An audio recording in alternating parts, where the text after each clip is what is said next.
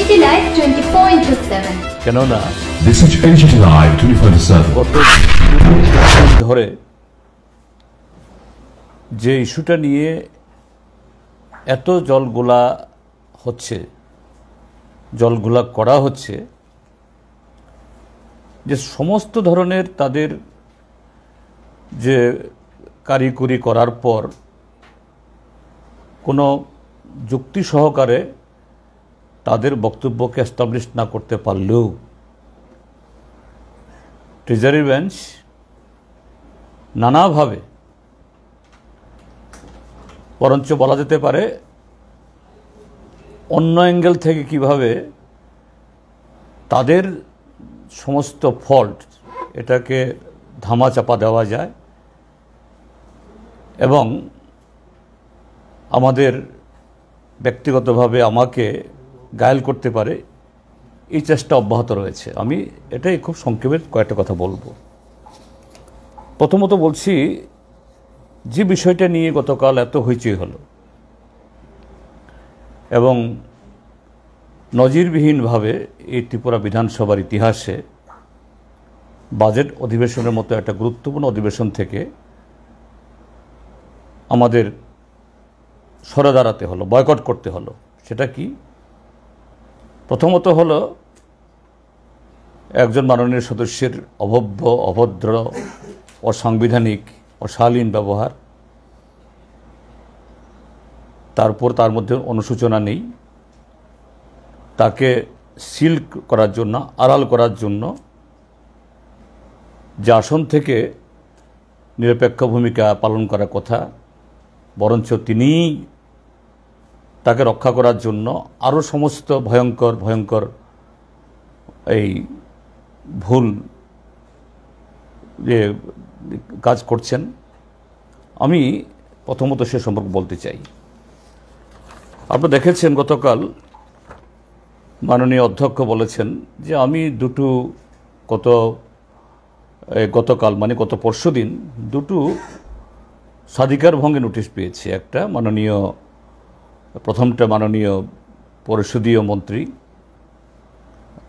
রতনলাল নাথের পিএর হাত ধরে তার ব্যক্তিগত সচিবের কাছ থেকে, দ্বিতীয়টি বিরোধী দলের নেতা জিতেন্দ্র চৌধুরী তার পেশ করা অফিসিয়ালি যথাবিহিত যে চ্যানেল সে অনুসারে সেখান থেকে তিনি সময়ও বললেন। তো আমি আজকে একটা চিঠি লিখেছি মাননীয় অধ্যক্ষকে, খুব বাংলাতে লিখেছি পরিষ্কারভাবে। সেটা লিখেছি গতকাল 26শে মার্চ 2025 এর অধিবেশনে গৃহীত স্বাধিকার ভঙ্গের নোটিশের বৈধতা সম্পর্কে। ওটা বৈধতা হারালে অটোমেটিক্যালি যেটা অবৈধভাবে বাতিল করেছে এটা মান্যতা পাবে। আমাদের ত্রিপুরা বিধানসভার যে rules of procedure and conduct of business in Tripura legislative assembly, মাননীয় স্পিকার তিনি সভা পরিচালনা করেন, ট্রেজারি বেঞ্চ, অপোজিশন বেঞ্চ আমরা কথা বলি, নানা ধারা উল্লেখ করি এবং এতে ভোটাভুটি হয়, অ্যামেন্ডমেন্ট হয়।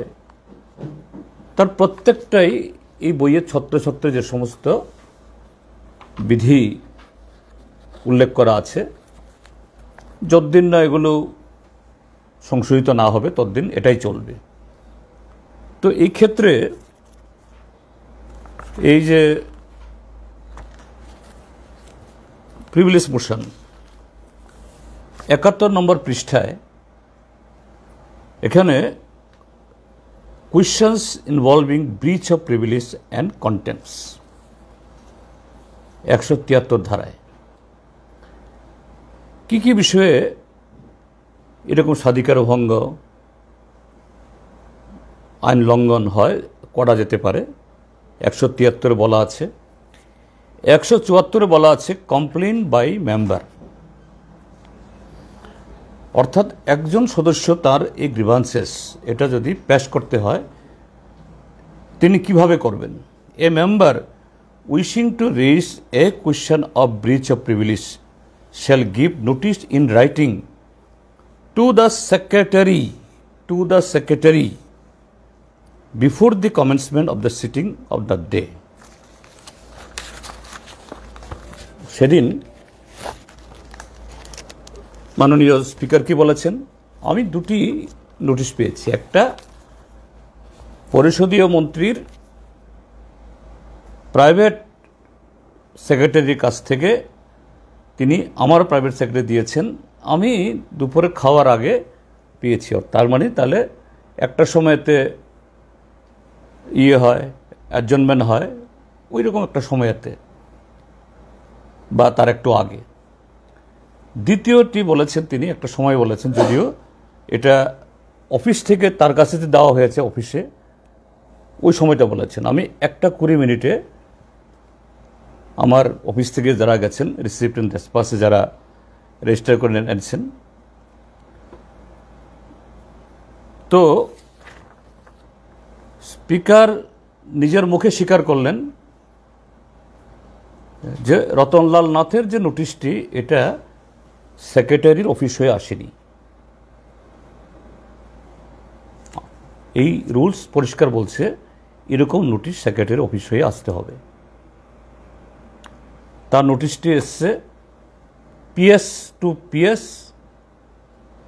ফ্রম পিএস টু স্পিকার, যদিও এটাও একেবারে জলজন্ত অসত্য। কারণ তার আগের দিন রাতের বেলা রাত 9টা অবধি তাদের এই ষড়যন্ত্র এই অফিসে হয়েছে। রাত্রেবেলাতেই আমি খবর পেয়ে সেক্রেটারিকে ফোন করেছি, সেক্রেটারি আমার ফোন তুলেননি, কেননা তখন এরা ছিলেন। এখানকার সেন্ট্রিদের কাছ থেকে তথ্য নিলে সব পাওয়া যাবে। অর্থাৎ টোটালি একটা ম্যানুফ্যাকচার্ড, কনস্পায়ার্ড একটা গেম খেলে এটা আমার যে বৈধ যে নোটিশ এটাকে বাতিল করার খেলা খেলল। আমি এই জায়গায় লিখেছি যে এখন আলোচ্য বিষয়টি খতিয়ে দেখলে দেখা যাবে গতকাল, অর্থাৎ আজকে লিখছি আমি, গতকাল আপনি স্বাধিকার ভঙ্গের যে নোটিশটি গ্রহণ করেছেন সেটি প্রচলিত বিধি অনুসরণ করে গ্রহণ করা হয়নি, যা সম্পূর্ণ অবৈধ এবং তৎক্ষণাৎ বাতিল হতে বাধ্য। এমত অবস্থায় আমি এ বিষয়ে আপনার দৃষ্টি আকর্ষণ করছি এবং অনতিবিলম্বে গতকালের হয় আমি দেখিও নি, আমি তাদেরকে বলে দিয়েছি আমার স্টাফকে, এর বাইরে কিন্তু কিচ্ছু নেওয়ার দরকার নেই। আর মানুষ আসে, একে তো পার্টির সেক্রেটারি, লিডার অপোজিশন, প্রচুর লোক আসে, এদেরকে বসতে জায়গা দিতে হয়, কিছু প্লাস্টিক চেয়ার, এক সেট সোফা এবং অন্য কিছু। আর যখন পিডব্লিউডি আসে তারাই বলেন, স্যার আপনার তো ঘরটা এমনভাবে তৈরি করা, এখন মাঝখানে ওয়াল দেওয়ার পর জানালা একটাও নাই, এই ঘরে তো আপনি বুঝতেই পারতেন না, কয়েকটা এসি লাগান। আরে কয়েকটা এসি লাগান, কটা এসি লাগাতো? না আমরা ঠিক করে দেবো, আমি জানি না। তো এরা সুপারিশ করেছে, যা তাও 1 বছর বাদে এই সেদিন স্যাংশন হলো, এখনো লাগায়নি, কিন্তু বলে দিচ্ছে সব নিয়ে গেছে, ওদের কোটি কোটি টাকা নিয়ে গেছে। তা আমার সুনির্বিদ্ধ অনুরোধ, যারা এরকম করেছে, আর আমার যদি এগুলোতে যদি এন্টাইটেলমেন্ট না হই, লাগাবেন না, এখন লাগানো হয়নি, বা লাগানো হলে খুলে নিয়ে যান, কেন এত নোংরামি? থার্ড হলো গাড়ি, কি বলছে, আমার কাছে নাকি গাড়ি দেওয়া হয়েছিল, ড্রাইভারকে আমি গালি দিয়ে তাড়িয়ে দিয়েছি। কত বড় মানে জ্যান্ত অসত্য কথা হতে পারে? আমি 20 তারিখ দায়িত্ব নেওয়ার পর স্বাভাবিক সাথে সাথে গাড়ি দেওয়া যায় না। আর আমি একদম গাড়ি নেই এমন না, আমি পার্টির সেক্রেটারি, আমার জন্য ডেডিকেটেড গাড়ি আছে। সেক্রেটারি বললেন, তখনকার সেক্রেটারি, যে গাড়ি কদিন লাগবে, কারণ অনিমেষ বাবু এখনও সেক্রেটারিয়েটের গাড়ি পাননি, এই গাড়িটা তিনি চড়ছেন। তিনি বলেছেন সপ্তাহখানেক লাগবে স্যার, গাড়িটা তিনি পাঠালেই আপনাকে দিয়ে দেব। ঠিক আছে, আমি বললাম যে অসুবিধা নেই। আমাকে একটা ভাড়া গাড়ি দেওয়া হলো। আমি দুদিন চড়ার পর দেখলাম গাড়িটা একেবারে পুরনো। বলছে না না, এই গাড়ি রেখে দিন, আমি পার্টি গাড়ি চড়ব। এরপর আরেকটা নতুন গাড়ি ওটার পরিবর্তে আসলো। দিন 12 কি 13-তে অনিমেষবাবু গাড়ি ছাড়লেন এবং আমার পিএস তখনকার নিরঞ্জন এই ভৌমিক বোধহয় আমাকে ফোন করলেন, স্যার গাড়ি এসছে, সেক্রেটারি গাড়ি পাঠিয়েছে, গাড়িটা কি কুই পাঠাইতাম? আমি বললাম যে গাড়িটা ঠিক আছে, আইসি যখন ভালো, একটু ধোয়াই এলাম।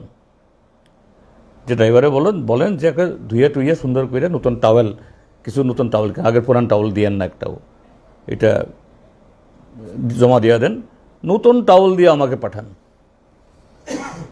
আর আজকে পাঠানোর দরকার নেই, কালকেই পাঠান। ঘণ্টাখানেক বাদে আমাকে বললেন নিরঞ্জনবাবু, স্যার একটা ঘটনা তো হয়ে গেছে। কিটা?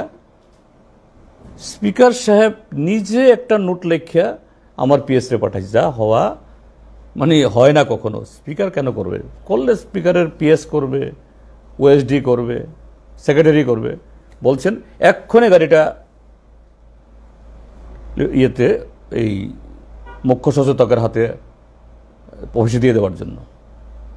স্যার কি করা?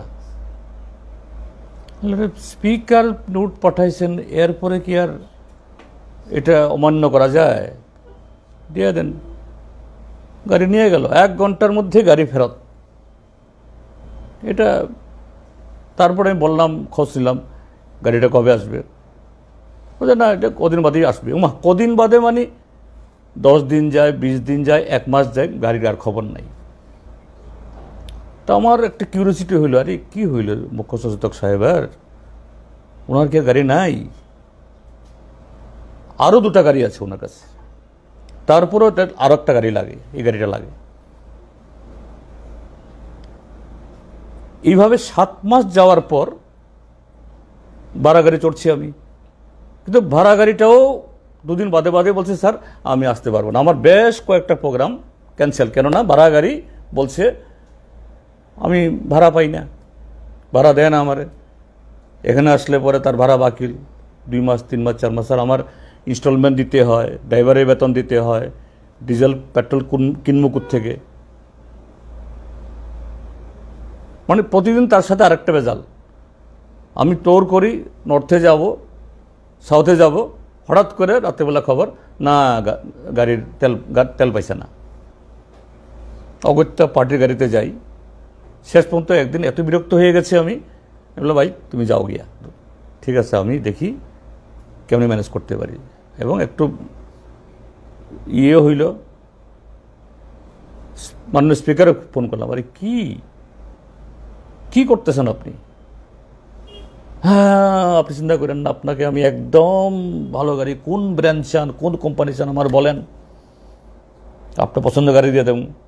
আমি বাবা, আমার কোনো ব্র্যান্ড দরকার নাই, কোম্পানি দরকার না, যে কোম্পানি যে ব্র্যান্ড দিয়ে আপনারা দেন এটাই দেন, আপনাদের মতো আমার অনুসারে।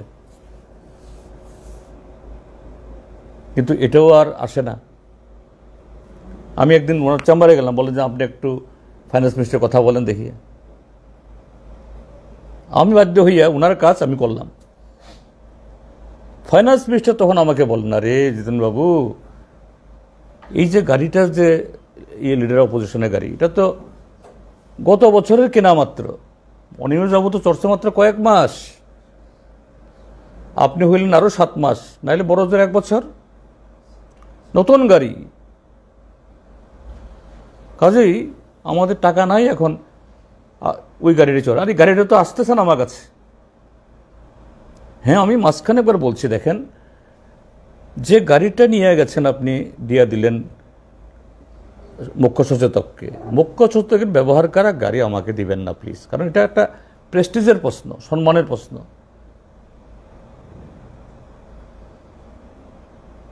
কিন্তু এর মধ্যে আমার গাড়ি ছাড়তে হলো। এটা এর হলো আপনি গাড়ি পাঠাইছি, আমি তো একেবারে, আমার তো এখন সাংবিধানিক সংকট, লিডার অপোজিশনে গাড়ি নাই, খবরদার আপনি কাউকে বলবেন টলবেন না। অর্থাৎ প্রেসকে আমি বলি না না না, বলার দরকার কি এগুলি সব নিয়ে। আমি একদিন যাইতেছি সাউথে 3-4 দিনের প্রোগ্রাম নিয়ে, পার্টির অফিস থেকে গাড়ি আসলো, রওনা দিয়ে এমন টাইমে এই গাড়িটা পুষলো, এখন যে গাড়িটা চড়ি, স্যার গাড়ি পাঠাইছি। আমি বললাম তো এখন তো আমি অলরেডি রেডি, গাড়ি আমার ড্রাইভার তেল নিয়ে রেডি, আমি একটা ওই পার্টি অফিসের গাড়ি কি জানি কই এটা যে স্করপিও গাড়ি, আমি ফেরত আসলে 2-3 দিন বাদে, তখন তুমি আসো। আসলাম, ভাবলাম যে গাড়িটা খবর দেয় আয়ো, উমা বলে গাড়িটা তো আবার গেছে গিয়া মুখ্য সচেতকের কাছে, আবার নিয়ে গেছেন তিনি।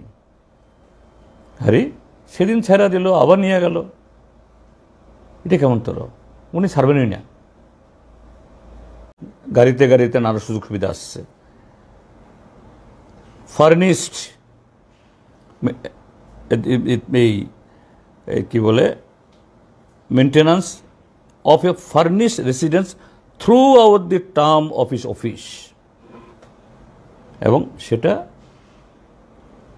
সেই লিডার অপোজিশনকে তার জন্য মন্ত্রী মতো করে বাংলো দিতে হবে, এবং মন্ত্রী না থাকলে নিজের বাড়িতেও সে থাকতে পারে, সেটাও একইভাবে এই বাড়ির জন্য এগুলি এই আইনে বলা আছে।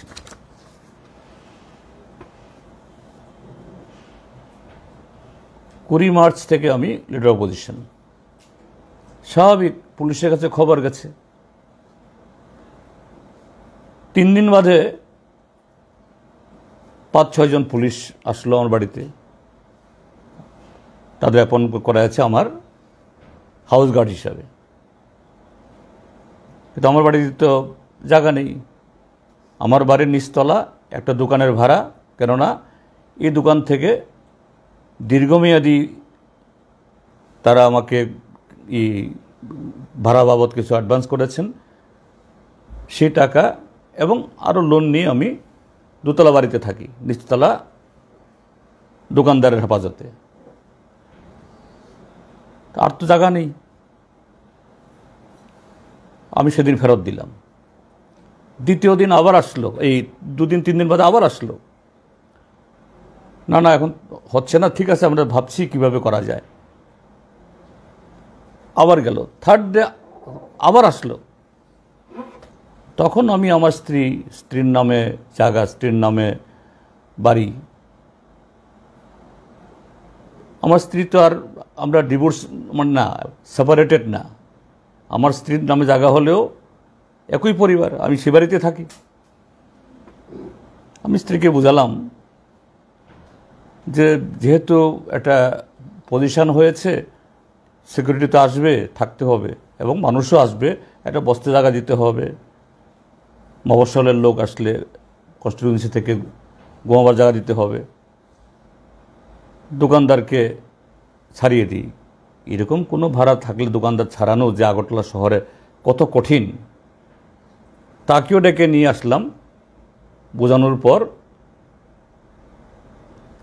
বললো যে মানে কি করা যাবে, সে বুঝেছে, ভদ্রলোক বুঝেছেন, ঠিক আছে আপনার সমস্ত ভাড়া এখনও কাটেনি, আরও প্রায় কিছু টাকা সে পাবে, অর্থাৎ সে অনুযায়ী তার সাথে কন্ট্রাক্ট, তিনি আমাকে ভাড়া দেবেন না। This is AGT Live সেই ঘরে তো 24/7. চট করে লোক থাকতে পারে না, পুলিশ আসলে তার জন্য ল্যাট্রিন করতে হবে, বাথরুম করতে হবে, কিচেন করতে হবে, আর আমার অফিসে তো বসতে পারবে না।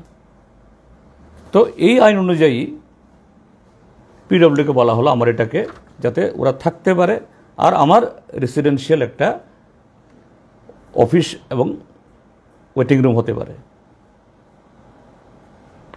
পিডব্লিউডি আসলো, তারা এস্টিমেট করলো, কত টাকার এস্টিমেট করেছে আমি জানি না, সাবমিট করলো অ্যাসেম্বলিতে। এটা করে কাজ করেছে কন্ট্রাক্টর কত পার্সেন্টে কাজ করেছে অ্যাবাব না লয়ার তাও আমার জানা নেই। তাও যে 20 মার্চে আমাদের নেওয়ার পর প্রায় এই কটা দিন আগে মাত্র কাজ শেষ করেছে। এত সহজে হয়নি। কালকে বলে দিলেন তিনি তার নিজের থাকার ঘর মেরামত করার জন্য 12 লক্ষ টাকা নিয়ে গেছেন, না 13 লক্ষ টাকা নিয়ে গেছেন। আমি তো 13 পয়সাও ধরিনি। কাজ করেছে তারা, বিল দিয়েছে তারা। আর আমি যে থাকি যে ফ্লোরটাতে, একটা রঙের পুষও দেওয়া হয়নি, যেটা হয়েছে নিচের তলায়। ব্যারাকে সিকিউরিটি থাকার জন্য তাদের জন্য ল্যাট্রিন, বাথরুম, কিচেন আর ওয়েটিং রুম, অফিস করার জন্য যে অংশটা, এটাকে ভাগ করে। আমার বাড়ির যে দেওয়ালটা হয়েছে 13 সালে করেছি, 1 ইঞ্চিও এই দেওয়ালের হাইট বাড়ানো হয়নি, 1 ইঞ্চি। হ্যাঁ, উপরে কিছু স্বাভাবিক একটু রং টং দিয়েছে, এটা ঠিক আছে। রাজেশ তো আমার বাড়ির পাশে সে দেখেছে, গেট ফেটে, লোহার গেটে, পুরনো গেট রং দিয়েছে, আর একটা অংশ খালি ছিল, এখানে কয়েক পাল্লি লাগিয়েছে। কিন্তু এমন নয় বলা হলো যেন আমি নিয়ে গেছি, আমার থাকার জায়গা বোধহয় আমি করে ফেলেছি। এটা কী ধরনের নোংরামি! আমি বলবো আগরতলা শহরে এরকমভাবে বর্তমান এই মন্ত্রিসভার মাননীয় মুখ্যমন্ত্রী, কৃষিমন্ত্রী এবং স্বয়ং তিনি এই চিফ হুইপ মহোদয়া, মাতৃজাতি, কাজেই তারা একটু ভুল বললেও তাদের সম্মানহানি হয়, এটা বলা আমার উচিত না। আমি বলবো ঠিক আছে, আমার বাড়ির হিসাব তুমি দিয়ে দিয়েছো, খুব ভালোই করেছে। কত টাকা খরচ হয়েছে এটা ত্রিপুরা রাজ্যের মানুষকে জানিয়ে দিয়েছে গতকাল, খুব ভালো। আমি একটু অনুরোধ করব, অন্যদের বাড়ি সাজানোর জন্য, কারো বাড়ির 3 তলাও হয়েছে, 3 তলার ওপর আবার ছাদ বাগান হয়েছে, এগুলো করার জন্য দয়া করে এ রাজ্যের মানুষকে কি জানাবেন তারা? এগুলির খোঁজ বের করা কোনো কঠিন কাজ না। যাই হোক, এটা সময় নষ্ট করে লাভ নেই, একটু জানালে বোধহয় ভালো হয়। আমারটা যখন জানিয়েছেন, আমি আশা করি নিজেরটাও জান, অন্যটা জানান। আর যদি এটা আমি এন্টাইটেল না হই, অর্থাৎ এটা পাওয়ার যোগ্য না হই, যদি সেভাবে আমার চিঠি দিন, তাহলে যে টাকাটা খরচ হয়েছে অথবা যে এই 1-2 ইট লাগানো হয়েছে, আমি বলবো সব খুলে নিয়ে যাও আবার। তো এটা কি ধরনের একটা অন্যায়কে ঢাকার জন্য এতগুলি ঘটনা হলো, বিরোধী দলকে এই বয়কট করতে হলো, এরপরে আবার এইভাবে নিজেদের দোষ আড়াল করার জন্য কাদা ছোড়ান। দুই পক্ষের মধ্যে যদি লড়াই হয়, ভদ্রলোকের মধ্যে সামনাসামনি লড়াই হয়, পেছন থেকে কেন? এটা কাপুরুষরা করে, ঠিক এরকম। এরপরে বলছে তিনি অনেক কিছু নিয়ে যাচ্ছেন। আরে বলুন না, আমার কাছে তো আছে। আমার আগে যারা মিন্স ঠিক আমার আগে যারা হয়েছেন, আমি বলছি না ওনাকে হেয় করার জন্য না, বলতে বাধ্য হচ্ছি। এখানে লিস্ট দেখলে আপনারা অবাক হয়ে যাবেন, আমার আগে যিনি হয়েছে। এবং আমাকে বলছেন যখন আমি আসলাম, স্যার আপনার কী কী লাগে? আগে তো টি সেট গেছে, সেই গেছে, এই গেছে। না বাবারা, আমার টি সেট আছে, আমি এমপি ছিলাম, এমপি থাকতে এগুলো টোর করলে অনেক পাওয়া যায়, আমার ঘরে জায়গা নেই। ন্যূনতম যে প্রত্যেক মাসে কিছু স্যানিটারি কনজিউমেবল এগুলা হয়, আমি দেখিও নি, আমি তাদেরকে বলে দিয়েছি আমার স্টাফকে, এর বাইরে বাধ্য। এমত অবস্থায় আমি এ বিষয়ে আপনার দৃষ্টি আকর্ষণ করছি এবং অনতিবিলম্বে গতকালের গৃহীত মোশনটি বাতিল ঘোষণা করে যথাবিহিত নিয়ম অনুসারে আমার পেশ করা মোশনটি গ্রহণ করে এই পবিত্র বিধানসভার শুচিতা রক্ষা করার জন্য স্বনির্বদ্ধ অনুরোধ জানাচ্ছি। আমি জমা দিয়েছি। দেখব এখন মাননীয় স্পিকার তার মহানুভবতা, নিরপেক্ষতা, তিনি এখানে আইনের রক্ষক হয়ে এমনিতেই এটার 12টা বাজিয়েছেন, এখন এই চিঠি পাওয়ার পর এটাকে আবার 13টা বাজাবেন কিনা আমি দেখব, এবং এই রাজ্যের মানুষকে দেখবেন। হ্যাঁ, আমি জানি এখন এই চিঠি পাওয়ার পর আজকে রাত্রে আরেক খেলা খেলবে, আরে ভুল হয়ে গেছে, ওই চিঠিটা আবার করে নতুন চিঠি জমা দেবে। কারণ এখানে ওরা করতে পারে না এমন কিছু নেই। এই হলো 1 নাম্বার। 2 নাম্বার, আমি আরেকটা বিষয় আসার আগে আমি দেখেছি গতকাল মাননীয় মুখ্যমন্ত্রী আপিল করেছেন, বিরোধীরা আসুন, তর্ক বিতর্কের মধ্যে দিয়েই তো যাবতীয় সমস্যার সমাধান হয়। হ্যাঁ, রাইট। আমাদের পরিষদ দলের তরফ থেকে মাননীয় মুখ্যমন্ত্রীর তিনি যে শব্দ প্রয়োগ করে, শব্দ চয়ন করে বলেছেন, আমি এটাকে কৃতজ্ঞতা জানাচ্ছি বলার জন্য। কিন্তু আমি দুঃখিত বা আমাদের দুর্ভাগ্য যে তার এই অনুরোধ রক্ষা করা আমাদের পক্ষে সম্ভব না। কেন? এই যে ঘটনাগুলি হলো, প্রথমত 24 তারিখের এই যে তর্ক বিতর্ক, যেভাবে আমার কথা বলার অধিকার কেড়ে নেওয়ার বারবার চেষ্টা চেয়ারের তরফ থেকে, ট্রেজারি বেঞ্চের তরফ থেকে, একটিবারের জন্য তিনি ইন্টারভেন করেন নাই।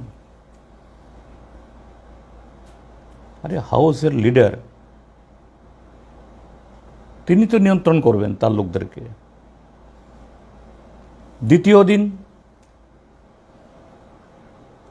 যখন আবার আমরা যখন তুললাম 0 আওয়ারে, তখনও তিনি ইন্টারভেন করলেন না। তো এখন যখন আমরা চলে গেছি, হ্যাঁ এটা ঠিক যে আমরা এই অধিবেশনের 3টা দিন বয়কট করলে আগামী দিন এই হাউস পরিচালনা মসৃণ হবে, সেই গ্যারান্টি বিন্দুমাত্র নেই, আমরা জানি। কিন্তু এটা যদি প্রতিবাদ না করি তাহলে কি বার্তা যাবে? বার্তা যাবে যে না, ওনারা যা ভুল করছেন এগুলি সব ঠিক, আর আমরা যে হইচই করছি এটা জাস্ট বিরোধী বলে বিরোধিতার জন্য সব করছি। তো এই কারণে মাননীয় মুখ্যমন্ত্রীর এই আহ্বান, এটা গ্রহণ করা আমরা অপারগ। আমাদের এই প্রতিবাদের মধ্য দিয়েই, এই যে আমাদের অনুপস্থিতির মধ্য দিয়ে আমাদের প্রতিবাদ, এই রাজ্যে মাঠে ময়দানে গ্রামে গঞ্জে, সেখানে যেমন গণতন্ত্র নেই, এখন বিধানসভার মধ্যে এই আক্রমণ শুরু হয়েছে, এখানেও গণতন্ত্র নেই, এখানেও আইন নেই। মাননীয় মুখ্যমন্ত্রী এটা বুঝুন। তৃতীয় যে বিষয় হলো,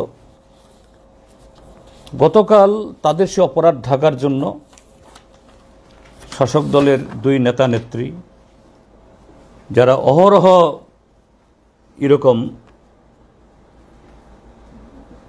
আইন বিরুদ্ধ, প্রথা বিরুদ্ধ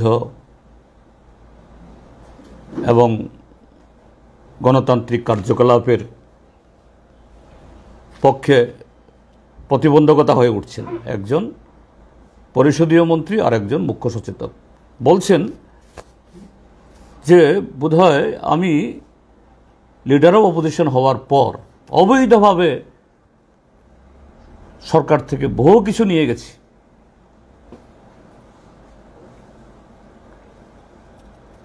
তো আমাদের এই সংবিধানে প্রত্যেক রাজ্যের মুখ্যমন্ত্রী হয়, স্পিকার হয়, লিডার অপোজিশন হয়, এই মুখ্য সচেতক হয়, কিন্তু রাজ্যে রাজ্যে বেশ কম আছে। প্রত্যেক রাজ্য তার নিজস্ব এরকম কতগুলো নীতি নিয়ম ঠিক করে। আমাদের রাজ্যেও the salaries allowances, pensions and other benefits of the ministers, speaker, deputy speaker, leader of opposition, government chief whip and members of the legislative assembly, Tripura Act 2008 2008 ইংরাজি প্রণীত আইন। এরপরে বিশেষ করে বেতন ভাতা আদি সম্পর্কে এগুলো আরও বেশ কয়েকবার সংশোধিত হয়েছে এবং সর্বশেষ আপনারা দেখেছেন যে এমএলএ মন্ত্রীদের বেতন দ্বিগুণ বেড়েছে, এটাই সংশোধিত হয়েছে। এতে এখানে যা বলা আছে তার 12 নম্বর ধারা, a minister, speaker, deputy speaker, leader opposition and government chief whip shall be entitle to such telephone facilities বা এরকম ইয়েতে, তার সাথে a member other than a minister, speaker, deputy speaker, leader opposition, chief whip shall be entitle so and so, a leader opposition and the government chief whip, এটা একদম আলাদা করে লেখা আছে 13 নম্বরে, a leader of opposition and government chief whip shall be entitle to secretarial and other facilities as provided to a minister. মিনিস্টাররা যেরকমভাবে telephone তুললেই বিভিন্ন অফিসারের কাছ থেকে নানাভাবে এদেরকে হুকুম করতে পারে, অপোজিশন লিডারের কথা তো সেরকম শোনার কথা নয়, কিন্তু তার মর্যাদা এবং এরকমভাবে তার কাজ করতে গিয়ে তাকে কিছু এরকম অ্যামিনিটিস অর্থাৎ সুযোগ সুবিধা এগুলি ক্যাবিনেট মিনিস্টাররা যেরকমভাবে ভোগ করেন এটা একই হারে একই স্কেলে লিডার অপোজিশন তারও প্রাপ্য। এই জায়গাতে বলেছে each minister, speaker, deputy speaker, leader of the opposition and government chief whip shall be entitled without any payment of rent to the use and maintenance of a furnished residence. Furnished মানে কি? সাজানো গোছানো, তার ন্যূনতম এর কোনো limit নেই। আপনারা যে কোনো মন্ত্রীবাড়ির দিকে দেখবেন যে দপ্তর থেকে দায়িত্বে আছেন, শীর্ষ দপ্তর থেকে গাড়িতে গাড়িতে নানা সুযোগ সুবিধা আসছে। ফার্নিশড রেডি গাড়ি, আমার ড্রাইভার তেল টেল নিয়ে রেডি, আমি একটা ওই পার্টি অফিসের গাড়ি কি জানি কই এটা যে স্করপিও গাড়ি, আমি ফেরত আসলে 2-3 দিন বাদে তখন তুমি আসো। আসলাম, ভাবলাম যে গাড়িটা খবর দেয়, উমা বলে গাড়িটা তো আবার গেছে গিয়া মুখ্য সহায়কের কাছে, আবার নিয়ে গেছেন তিনি। আরে সেদিন ছেড়া দিল, আবার নিয়ে গেল, এটা কেমন তোর? উনি ছাড়বেনই না, বলছেন এইভাবে গাড়ি নিয়ে এসব করছে। এবং অর্থাৎ গাড়ি ব্যবহারটা করাও যেন বোধহয় আমার এখতিয়ারের বাইরে করছি অনেক কিছু। আমি একটু জিজ্ঞেস করতে চাই, এই বিধানসভার কে ব্যবহার করে, আমি নাম বলবো না, আমি এত মানসিকতা আমার এরকম না, Toyota Innova ক্রিস্টা TR01L0823, tata safari, তারপরে টয়োটা ইনোভা TR01H0896,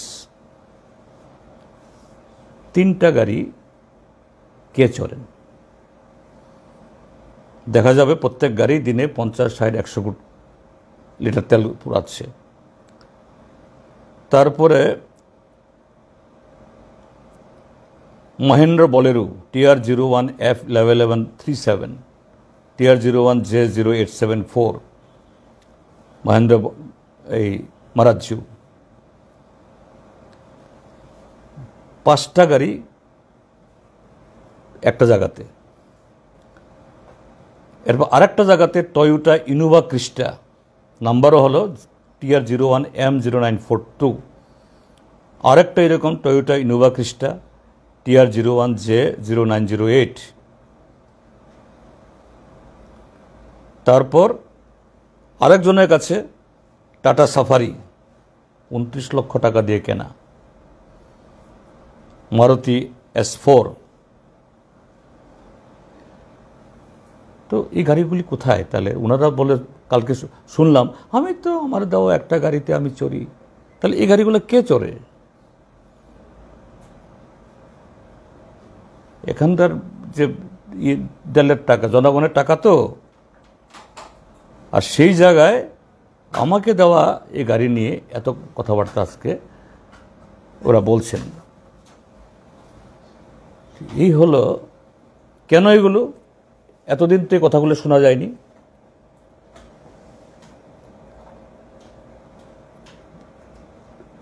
এসব কথা যে একটা ভুল, একটা অপরাধ ঢাকার জন্য আরো নানাভাবে এই সমস্ত কথাগুলি বলানো হচ্ছে। কাজেই আপনাদের কাছে বলাই কারণ মানুষ বিভ্রান্ত হয়। আমাকে অনেকে ফোন করেছেন, আর এরকম অভিযোগ আপনার সম্পর্কে করছে, কি ব্যাপারটা কি? তাহলে আমার প্রকৃত সত্য জানানো দরকার। এভাবে মাথা ঘুরে গেলে তো হবে না। যাই হোক, এগুলো আমি বললাম করতে, কিন্তু মূল আজকের বক্তব্য হলো যে গতকালের যে প্রিভিলেজ পোর্শন, এটা অবৈধভাবে যেটাকে গৃহীত হলো, এটা বাতিল করতে হবে। এবং আমি যে দিয়েছি যথাবিহিত বিধি অনুসারে, এটা যেন ঘোষণা হয়, এটাই আমার আপিল। এবং আপনাদের মাধ্যমে এই বিধানসভা যাতে তার পবিত্রতা রক্ষা করতে পারে, গরিমা এই সুরক্ষিত থাকে, গণতন্ত্রের চতুর্থ স্তম্ভ হিসাবে আপনারাও এই বিষয়গুলো উত্থাপন করবেন, এটা আমি আশা করি। এই হলো মোটামুটিভাবে আমার আপনাদেরকে বলার জন্য ডেকেছিলাম আজকে, এই কথাগুলো স্পেল আউট করার জন্য। আগের বিরোধী দলনেতা কি কি ইউজ করতেন বা কি কি করতেন এটা বলা ঠিক হবে না। আমি তো বললাম, আমাকে অফিস থেকে বলা হয়েছে যে না, আগে এরা নিতেন, আপনি চাইলে এগুলো নিতে পারেন। আরে না বাবা, আমার এগুলি দরকার নেই। কিন্তু এমন সমস্ত কথা বলা হলো, আমি বোধহয় একেবারে গোটা বিগ বাজার নিয়ে গেছি এবার